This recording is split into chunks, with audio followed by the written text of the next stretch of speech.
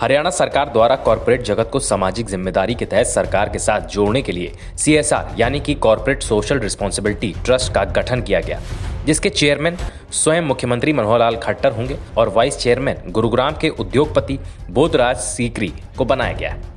आने वाले समय में ज़्यादा से ज़्यादा पैसा CSR के तहत कॉर्पोरेट जगत से मिल सके, इसके लिए ट्रस्ट का गठन किया गया।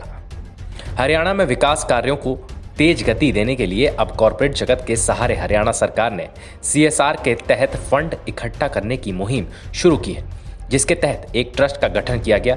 इस ट्रस्ट के माध्यम से कॉर्पोरेट जगत से CSR फंड इकट्ठा किया जाएगा, जिसके तहत हरियाणा में विकास कार्य किए जाएंगे और उद्योग जगत को बढ़ावा दिया जाएगा। इस दौरान ट्रस्ट के वाइस चेयरमैन बोधराज सीकरी ने कहा कि सरकार की ये एक अच्छी शुरुआत है। इस ट्रस्ट के माध्यम से गुरुग्राम में लगभग 500 फॉर्च्यून कंपनियों से सहयोग लिया जाएगा ताकि हरियाणा में विकास कार्यों को तेज गति मिल सके। CSR एक ऐसा एरिया है जो अभी तक निगलेक्टेड था। दुर्भाग्य से इसके ऊपर लोगों ने कोई ज़्यादा अटेंशन नहीं दी थी। पिछले साल कोविड के कारण काफ़ी समय बर्बाद हुआ। इस साल हमारा टारगेट यह है कि 500 फॉर्च्यून कंपनी जो वर्ल्ड की हैं वो पूरे हरियाणा में हैं। हमने उन सबको अप्रोच करना है।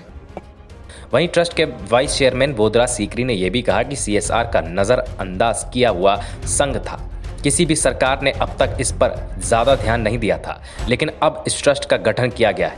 ऐसे में अब गुरुग्राम में जो 500 फॉर्च्यून कंपनियां हैं, यदि वो अपना 50% CSR फंड भी यहां खर्च करें तो उनका लक्ष्य पूरा हो जाएगा। हमारा उनसे संपर्क करने का ध्येय होगा कि कम से कम नहीं 50% उनका जो CSR फंड है, जो उनकी कर्म भूमियाँ हैं, जहाँ से वो इनकम लेते हैं, वो यहाँ खर्च करें। लेकिन माननीय मुख्यमंत्री महोदय ने केवल 4 ट्रस्टी बनाए हैं।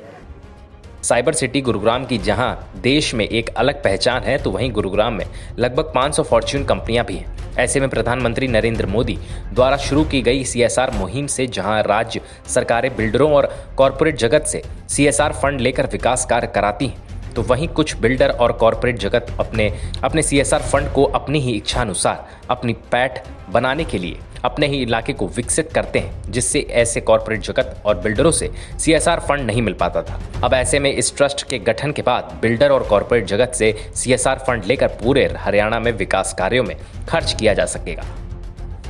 Bureau report, V news.